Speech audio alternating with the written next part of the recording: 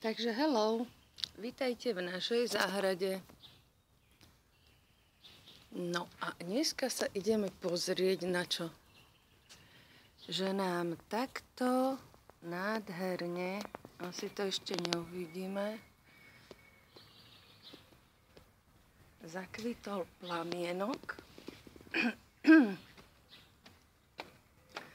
Idem po schodoch a je to iba druhý rok. Prvý rok nezakvitol a teraz druhý rok je takýto nádherný plamienok. Krása. No a aké nám z toho plynie poučenie?